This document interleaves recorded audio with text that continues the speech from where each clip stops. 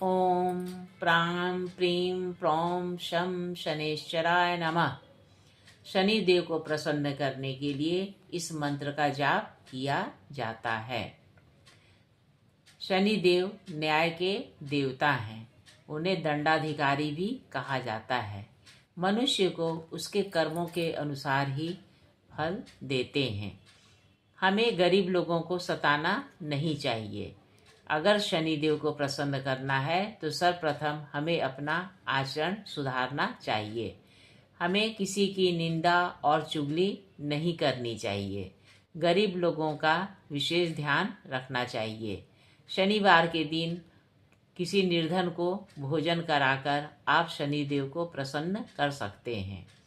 अगर आप किसी को भोजन नहीं करा सकते तो सिर्फ खाने के लिए सामान दे दीजिए, जैसे बिस्किट है, मिठाई है, कोई फल ही सही उसे खिला दीजिए। इससे शनिदेव प्रसन्न रहते हैं।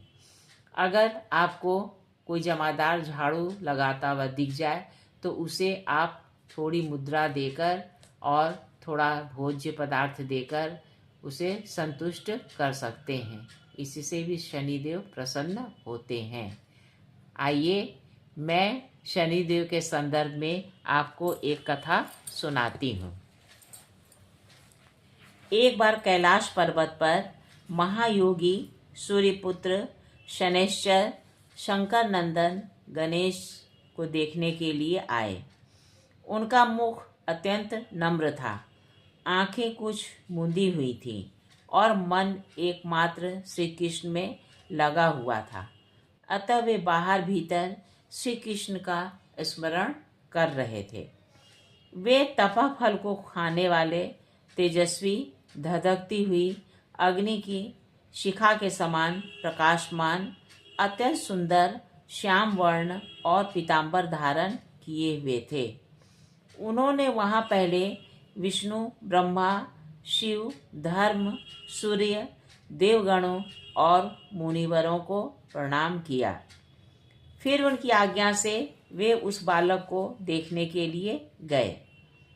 भीतर जाकर शनैश्चर ने सिर झुकाकर पार्वती देवी को नमस्कार किया। उस समय वे पुत्र को अपने सीने से लगाए रक्त सिंहासन पर विराजमान हो आनंद पूर्वक मुस्कुरा रही थीं।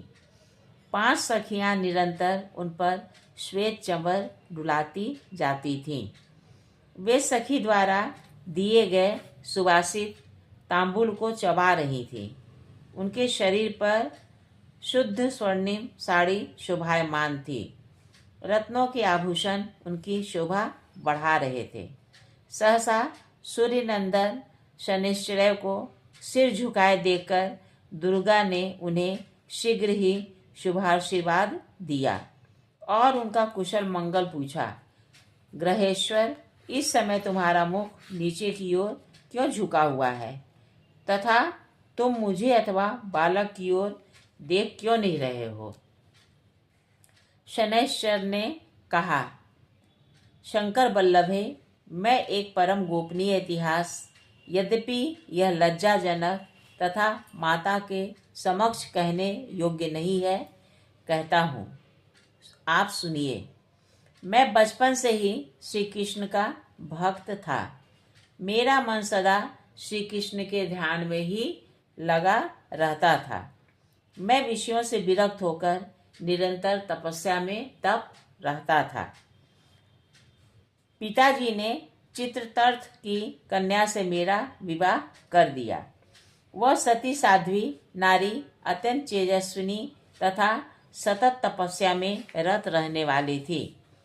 एक दिन ऋतु स्नान करके वह मेरे पास आई। उस समय मैं भगवान के चरणों का ध्यान कर रहा था। मुझे बाह्य ज्ञान बिल्कुल नहीं था, अतः मैंने उसकी ओर देखा ही नहीं। पत्नी ने अपना ऋतुकाल निष्फल जानकर मुझे शाप दे दिया कि तुम अब जिसकी ओर दृष्टि करोगे वही नष्ट हो जाएगा।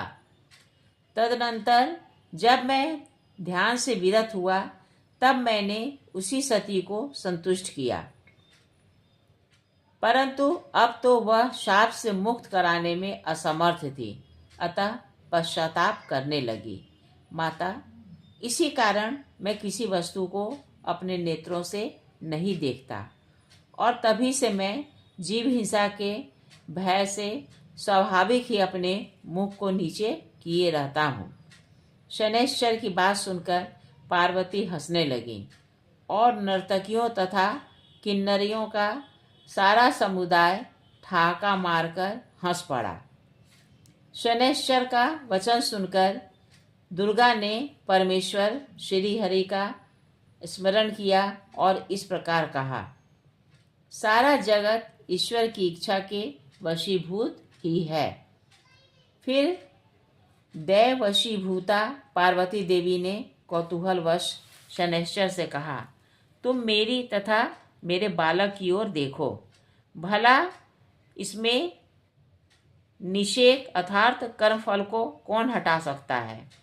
तब पार्वती का वचन सुनकर शनैश्चर स्वयं मन ही मन यूँ विचार करने लगे, ओहो, क्या मैं इस पार्वती नंदन पर दृष्टिपात करूं अथवा न करूं, क्योंकि यदि मैं बालक को देख लूँगा तो निश्चय ही उसका अनिष्ट हो जाएगा। इस प्रकार कहकर धर्मात्मा शनैश्चर ने धर्म को साक्षी बनाकर बालक को तो देखने का विचार किया, परंतु बालक की माँ को नहीं। शनैश्चर का मन तो पहले से ही खिन्न था। उनके कंठ, ओष्ठ और तालु भी सूख गए थे। फिर भी उन्होंने अपने बाएं नेत्र के कोने से शिशु के मुख की ओर निहारा। शनि की दृष्टि पड़ते ही शिशु का मस्तक धड़ से अलग हो गया। अब शनैश्चर ने अपनी आंखें फेर ली और फिर वे नीचे मुंह करके खड़े हो गए।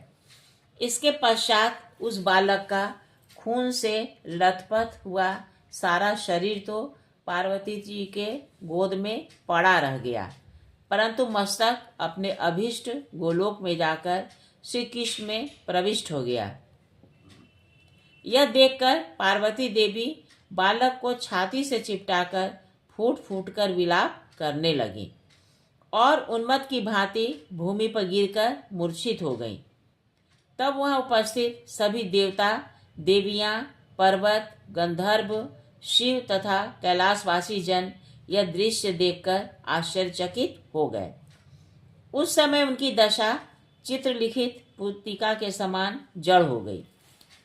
इस प्रकार उन सबको मूर्छित देखकर श्रीहरि गरुड़ पर सवार हुए और उत्तर दिशा में स्थित पुष्पभद्रा के निकट गए, जहाँ पुष्पभद्रा नदी के तट पर वन में स्थित एक गजेंद्र को देखा, जो निद्रा के वशीभूत हो बच्चों से घिरकर हथनी के साथ सो रहा था। उसका सिर उत्तर दिशा की ओर था, पर परमानंद से पूर्ण था और वह सूरत के परिश्रम से थका हुआ था। फिर तो श्रीहरि ने शीघ्र ही सुदर्शन चक्र से उसका सिर काट लिया और रक्त से भींगे हुए उस मनोहर मस्तक को बड़े हर्ष के साथ गरुड़ पर रख लिया। गज के कटे हुए अंग के गिरने से हथनी की नींद टूट गई। तब अमंगल शब्द करती हुई उसने अपने शावकों को भी जगाया। फिर वह शोक से विह्वल हो शावकों के साथ बिलख बिलख कर चित्कार करने लगी। तत्पश्चात उसने भगवान विष्णु की आराधना की। उसकी स्तुति से प्रसन्न होकर भगवान ने उसे वर दिया और दूसरे गज का मस्तक काटकर इसके धड़ से जोड़ दिया। फिर उन ब्रह्मवेत्ता ने ब्रह्म ज्ञान से उसे जीवित कर दिया और उस गजेंद्र के सर्वांग में अपने चरण कमल का स्पर्श कराते हुए कहा, गज, तू अपने कुटुंब के साथ एक कल्प पर्यंत जीवित रह।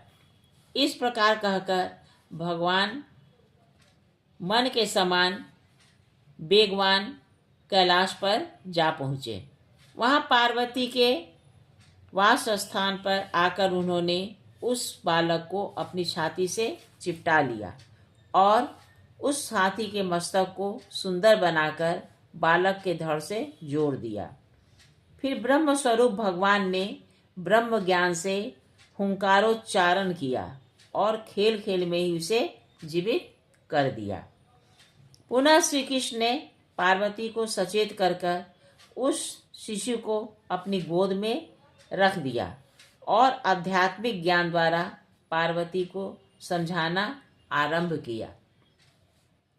श्री विष्णु का कथन सुनकर पार्वती का मन संतुष्ट हो गया।